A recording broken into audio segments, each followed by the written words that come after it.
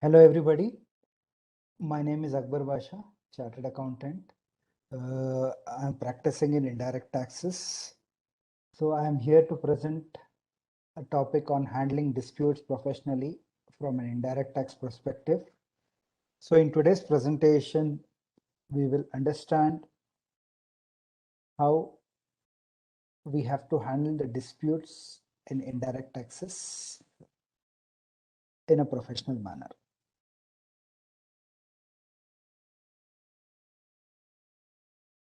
So the key takeaways for today's session will be creating awareness among the taxpayers, how to respond to the notices, understand the means of communication of notices by the department, effective way of replying to the notices. So these will be the key takeaways from today's session.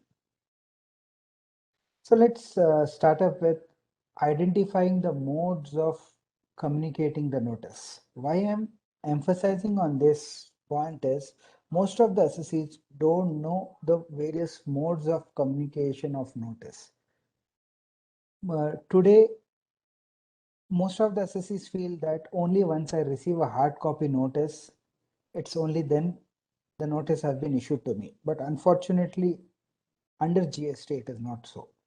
Even a notice could be issued through a registered email ID, or a notice could be issued through the common portal, or the notice could also be given to the advocate or the tax practitioner of the assessee who's acting as authorized representative, or the notice could be issued through a registered post or through a speed post acknowledged due. So we are still in the traditional mode of understanding that once the notice is issued through RPAD, it's only then we receive the notice. But we are not used to getting the notices through a registered email ID or looking into our common portal, GSTN portal, to see if the notices have been issued. So highlighting this important aspect, that frequent checking of emails, frequent checking of common portals is also necessary, because if a notice is issued to a registered email ID or through a common portal, so it is important that I frequently have a tap on my email account as well as on the common portal to understand if there is any notice, so that I can timely respond to the notices. And in case the previous communication modes are not possible, then the department could issue a notice by publication in the newspaper of a taxable person where he resides, or in the last, if that's also not possible, to the if fixing it in the in the place where he previously resided or the place where he previously did business. If any of those previous modes of communication were not possible, then the as officer can affix the notice on the notice board of the concerned authority officer's notice board. So these are the various modes of communication through which the notice can be issued to the assessee. So this various modes of communication of notices should be aware by all the assessees, so that they can take timely action by frequently having a look at the email IDs and also checking at the portals.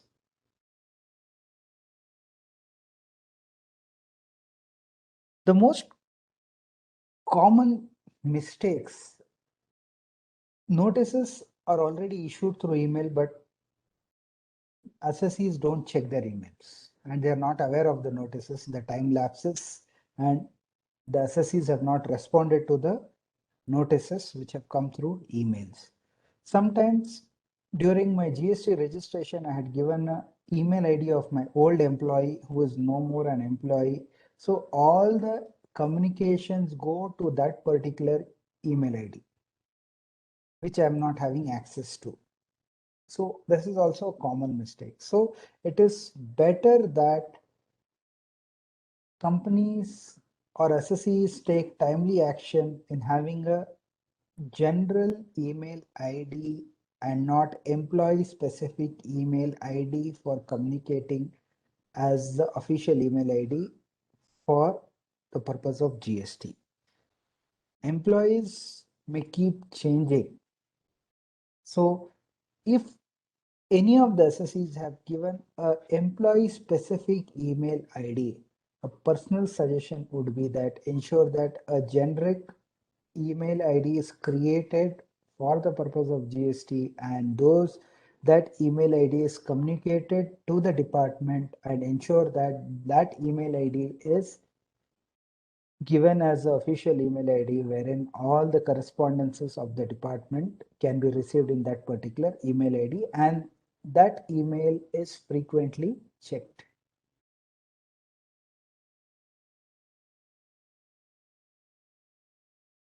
And also, I would suggest that before responding to the notices, unless assessee is sure of what he is responding, a professional advice may be taken before responding to the department, unless the assessee is 100% sure of the issue and the response what is submitting.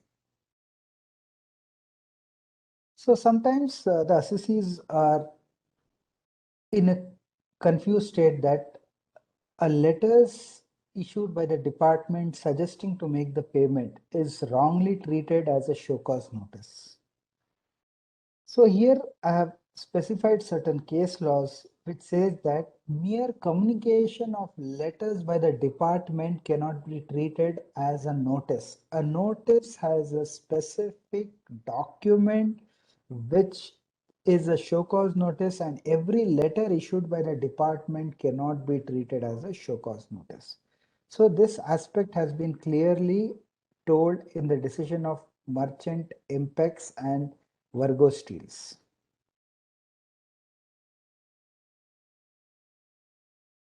Before replying to a notice, a best practice is to understand the issue, the allegations made in the notice, understand the provisions of the law, understand what the assessee has done, and after doing a proper research, after understanding the case laws for and against, and thereafter responding to a notice is a ideal way of responding to a notice.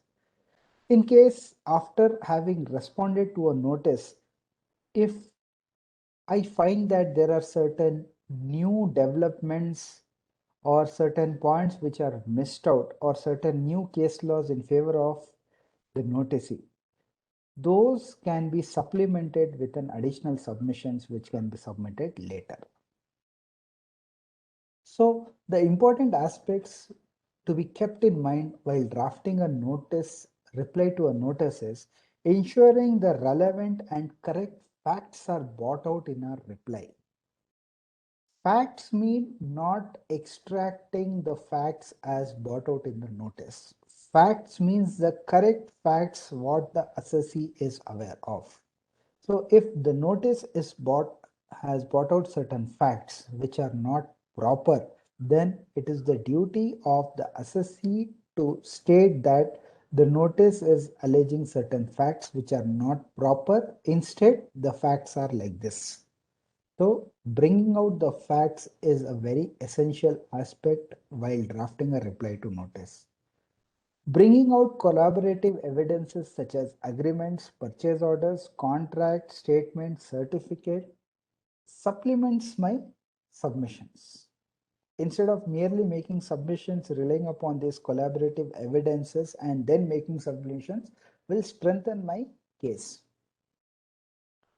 While you bring out the facts, facts are secret, they cannot be changed. So ensure that the proper facts are brought out. So once the facts are brought out, subsequently, those facts cannot be changed. Legal points which are brought out on record can be brought out at any point, because any legal points can be brought out at any stage. If I've forgotten to bring out certain legal points in a reply to show cause notice, and in case the demand is confirmed, I can bring out those legal points even before commissioner appeals, because these are legal points which can be brought out at any stage, but not the facts. If I have not brought out certain facts at the first stage, I cannot bring out those facts in the subsequent stages. So it is important that at the show cause notice stage, utmost care is taken to ensure that all the facts are duly brought out on record.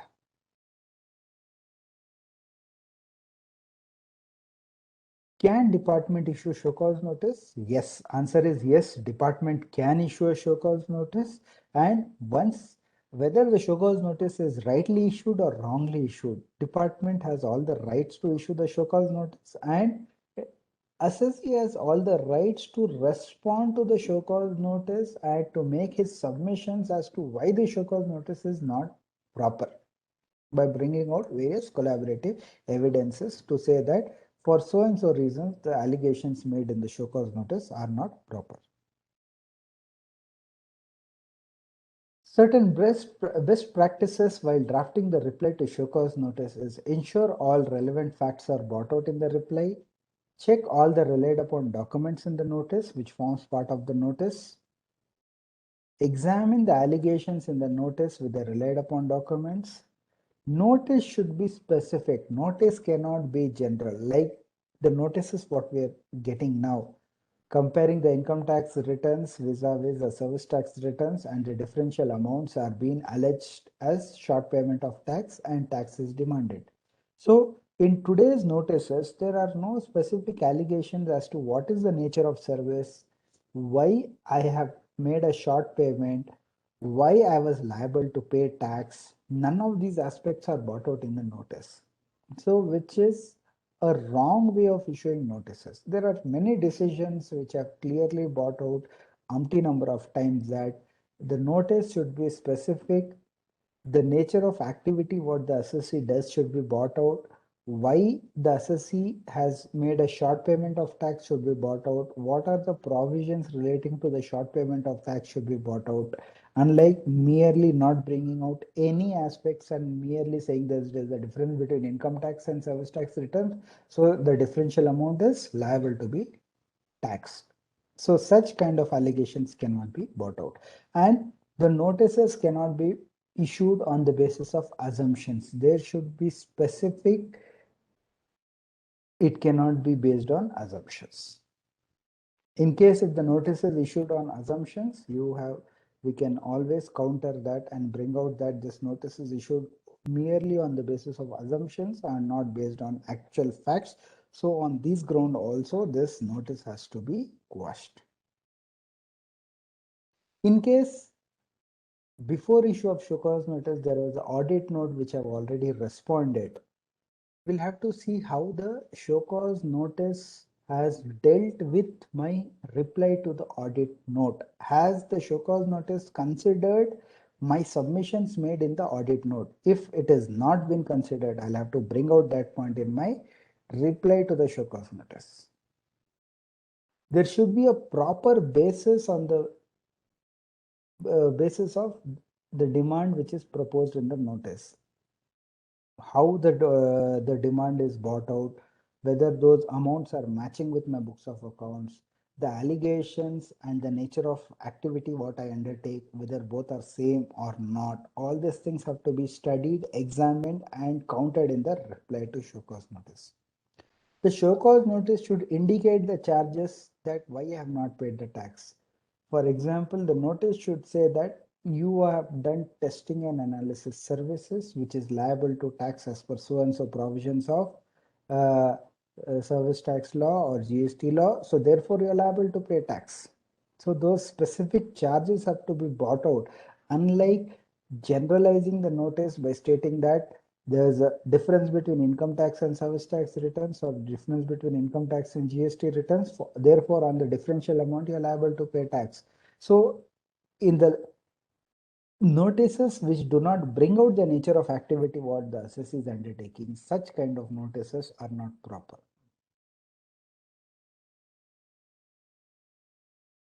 Check out if there are any colored facts in the notices. if in case incorrect or colored facts are brought out in the notice, those have to be specifically counted and the correct facts have to be brought out in the notice. Quantify the liability as per the show cause notice and the books of accounts. In case if there is differences, specifically bring out that in the reply to show cause notice. Check the section numbers and the references for the tax demands, interest, penalties which are proposed in the notice vis-a-vis the provisions of the law, ensuring that whether the right section reference numbers have been quoted in the show cause notice or not. Jurisdiction of the officer issuing the notices has to be checked whether he is the right officer to issue the notice or not. If he is not the right officer, so that point can also be brought out in the reply to the show cause notice. In this slide, 2 points have already been covered. The third point is cross-examination of officer. So in case during the statements are recorded, and if the statements are the basis upon which the show cause notice is issued, so at the time of recording the statements, and we find that the statement what the assessee has recorded and the points which are brought out in the show cause notice are not proper. I have all the rights to cross-examining the officer as to why there is change from the statement what was given by the assessee vis-a-vis the allegation brought out in the notice. So I have all the rights to ask for cross-examination. In case my cross-examination request is rejected, I can always bring out that aspect in my reply that the opportunity of cross-examining the officer was not granted. Now, when I'm drafting a reply, I rely upon various case laws. So the ratios of the relied upon decisions vis-a-vis the issue in hand should match. In case I'm claiming any exemption notification or conditions for claiming any exemption, whether I'm fulfilling that. If in case I'm fulfilling that, how is that I'm fulfilling? Any documentary evidences should be brought on record and substantiated that assessee is claiming this particular exemption notification by fulfilling these conditions. So therefore, there is no tax liability. In case of extended period of limitation, so every reply to show cause notice has three aspects. One, facts. The second, countering the allegations on merits. Three, countering the allegations on limitation. Now we have understood what is facts. We have understood on merits. Now on limitation, it is invocation of extended period of limitation. So what is this invocation of extended period of limitation? Normally department has 30 months to issue show cause notice from the date of filing the returns. However, in certain exceptional cases where there is fraud, suppression, willful misstatement with an intention of evading payment of tax. So in such cases, the period of limitation increases from 30 months to 5 years. So if the department has invoked extended period of limitation, that is 5 years period to issue notice, in such cases, we have to specifically bring out points as to how there was no suppression in this case, how there was no intention of evading payment of tax, how there was no fraud or misrepresentation of facts. So these aspects have to be brought out. The aspect that this notice is purely an interpretational issue. There are various decisions for and against the assessee. So therefore, extended period of limitation cannot be invoked. In case you find certain circulars which are supporting the assessee's view, so bringing out those circulars to substantiate that the assessee has a bona fide belief for not remitting the taxes. So therefore, extended period of limitation could not have been invoked. So in case there is any revenue neutral issue, revenue neutrality case, even in that case, extended period of limitation cannot be invoked. So these points have to be brought out in the reply while drafting. In case divergent views, there are different case laws, few decisions for the assessee, few decisions against the assessee. That itself is an indication that when the courts are in confused state, how can an assessee be in a perfect position to understand the law to comply with it? So extended period cannot be invoked. So in case there are any guidances which are given through education guide, circulars or the press release which are in favor of the SSE, so those can be bought out to say that how extended period of limitation cannot be invoked. We'll have to ensure that in our reply, we bring out various alternative pleas. So if one set of arguments are not working, I go to the other set of arguments to convince the officer in getting the demands dropped.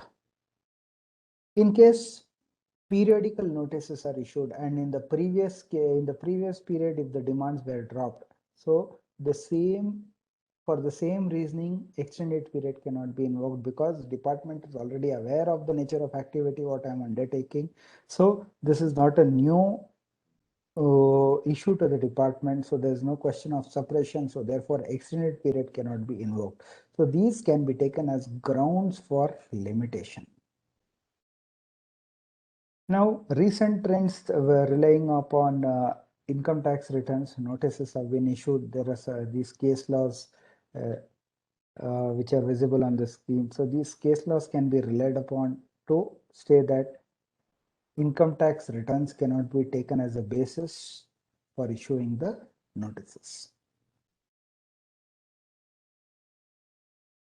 And while I respond to the notice, in the reply to show cause notice, I should make a specific request for granting an opportunity of being personally heard or virtually being heard. And when I file a reply, a proper acknowledgement for having filed the reply along with the documentary evidences should be taken. And while I attend the hearing, I should ensure that I prepare a synopsis and the case laws compilation when I appear for the hearing. And when I'm relying upon the case law, specific paras have to be highlighted, which I'm relying upon. Please ensure that we do not rely upon the head notes of the case laws. Ensure that you go to the specific paras, and those specific paras should be the court's decision and not the grounds taken by the counsel. So these aspects have to be kept in mind while relying upon the case laws. In case we have certain latest decisions which were not available at the time of drafting the reply. So ensure that those latest decisions are brought out on record while at the time of personal hearing. And after attending the hearing, ensure that the record of personal hearing is taken and that copy is placed in file. And whatever you wish to explain during the hearing, ensure that all those have been brought out in the record of hearing. So these are certain important aspects what I wanted to bring out while drafting the reply to show cause notice. I hope this video was helpful for many professionals or many assessees who are drafting the reply. The objective of my video was to spread the knowledge and an idea of how to draft replies to show cause notice. I hope this video would have given some points and indications how a reply to show cause notice has to be prepared. Thank you and have a great day. Thank you.